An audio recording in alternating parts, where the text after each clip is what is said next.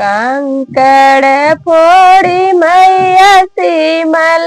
लगावे हो पहाड़वा पोरीना मैया चौखट लगावे हो पहाड़वा पोरीना